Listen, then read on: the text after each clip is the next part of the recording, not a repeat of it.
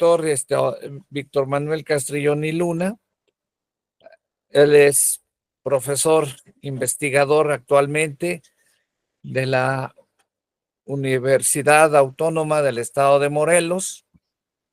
Es un profesor de muchísimos años, durante más de 20 años, 25 creo que habías dicho, profesor a clase de la Universidad Nacional Autónoma de México.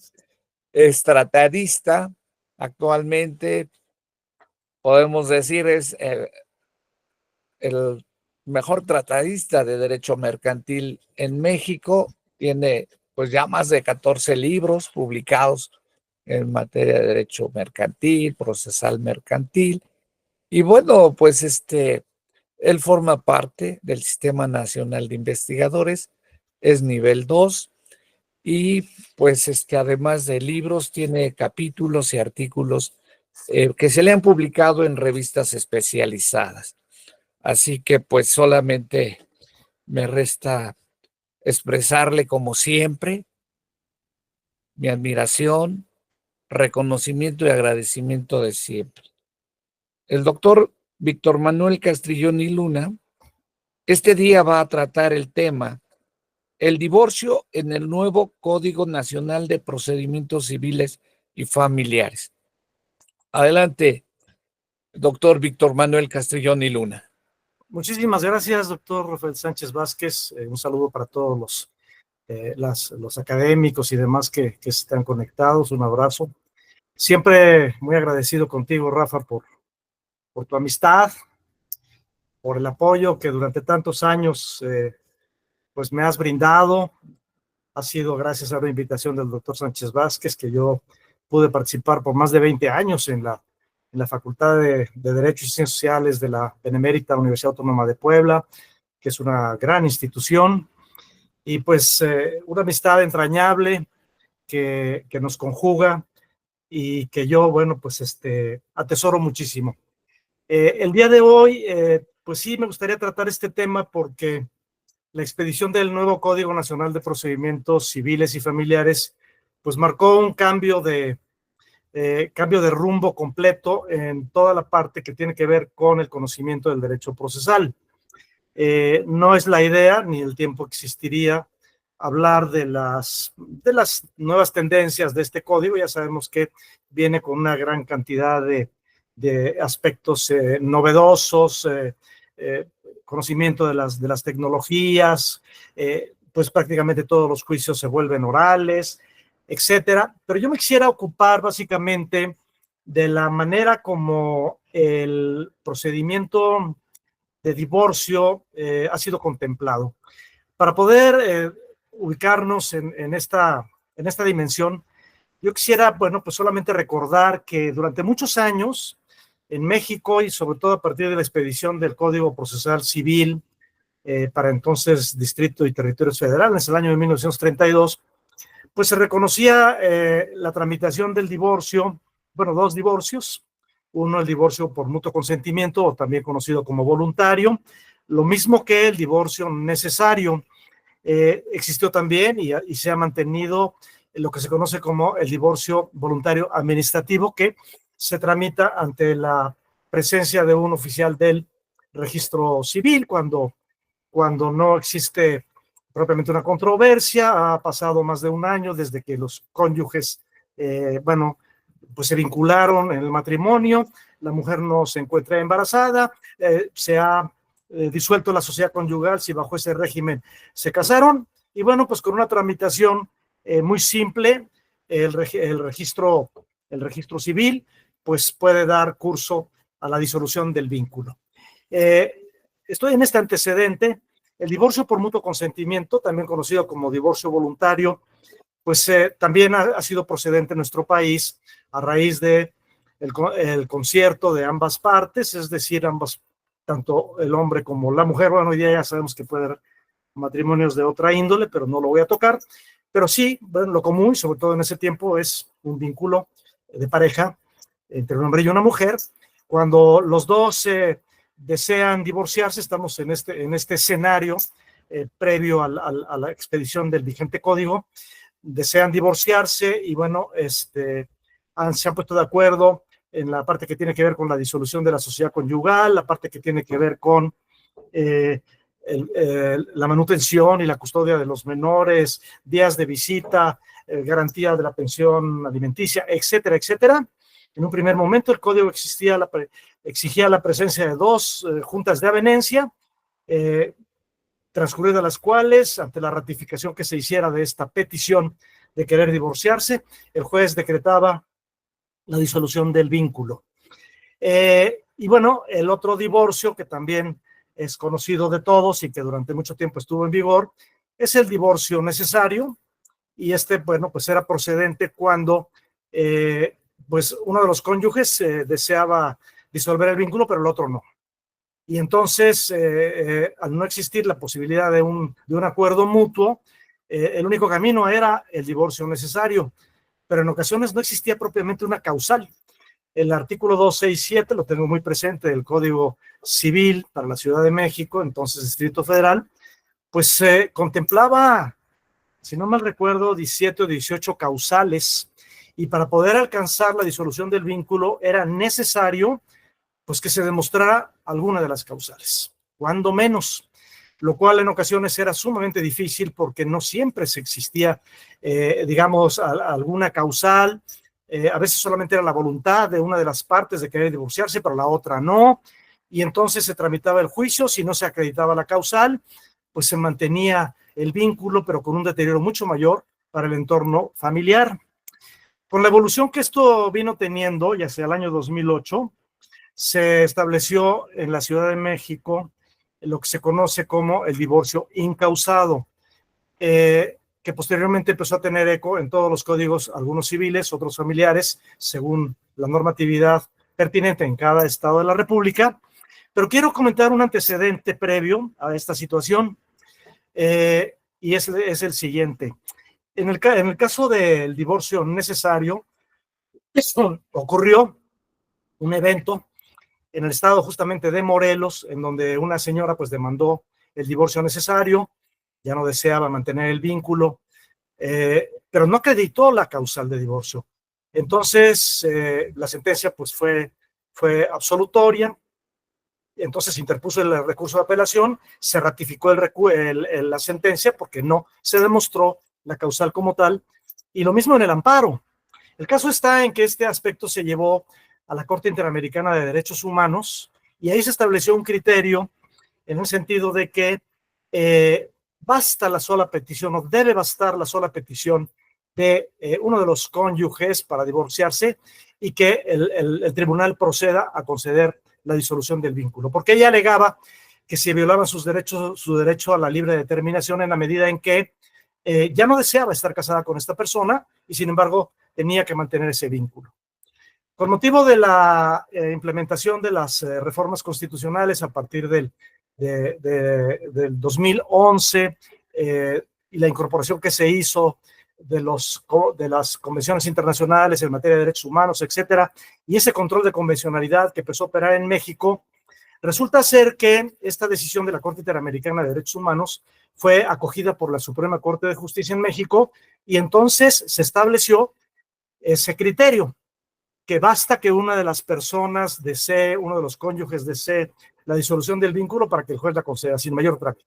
Y los aspectos que tienen que ver con custodia, con los aspectos patrimoniales, en su caso el matrimonio, la disolución de la sociedad conyugal, etcétera, etcétera, sí podrían ser materia, digamos, de carácter litigioso.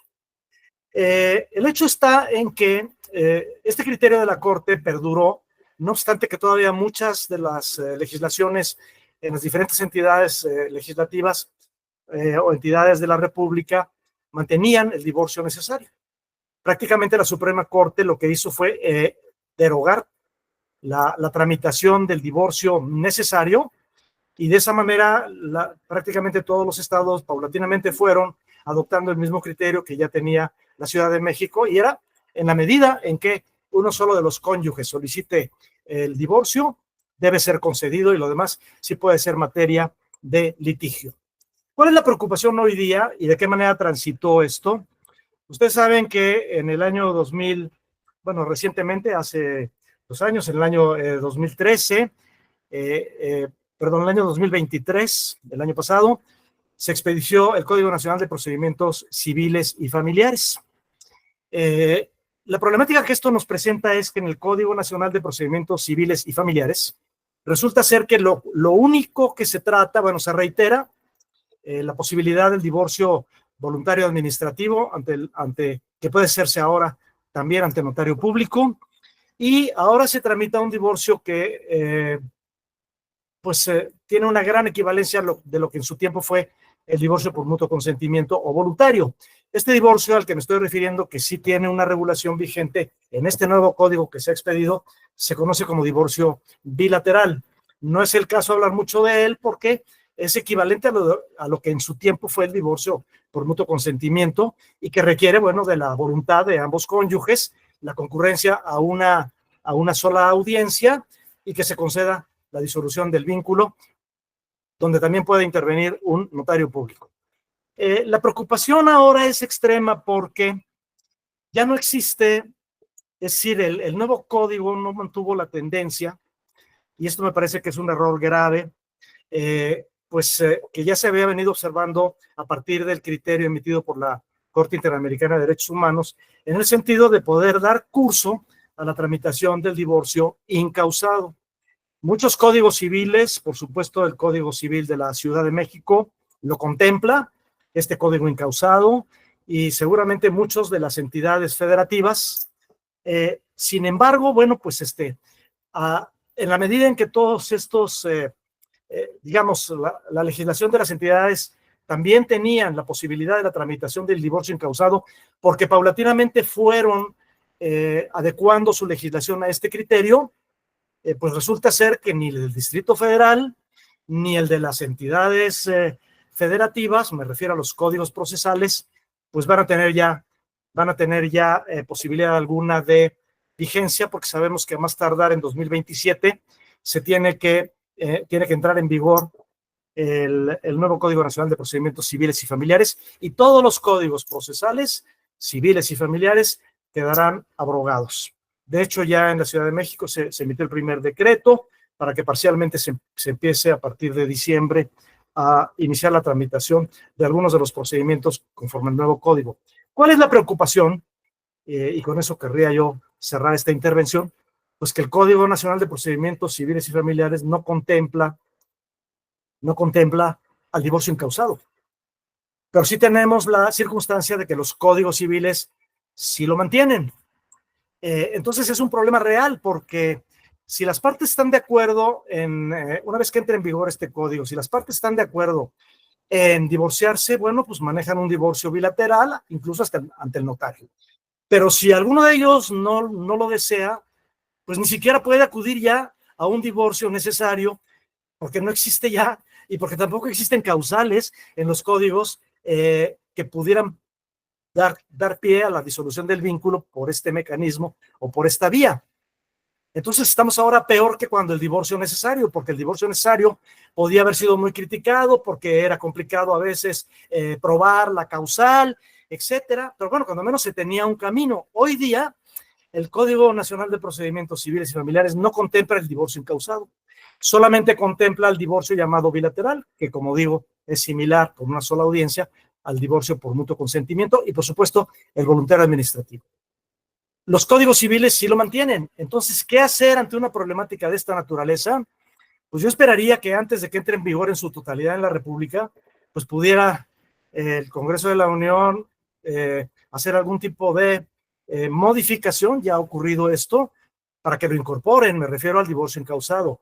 Pero si no es así, ¿qué vamos a hacer para llenar esta laguna? Si una persona desea divorciarse y la otra no, pues no hay una tramitación de un divorcio incausado, pero sí lo tenemos en la norma sustantiva. Entonces, ¿qué hacer ante esta problemática?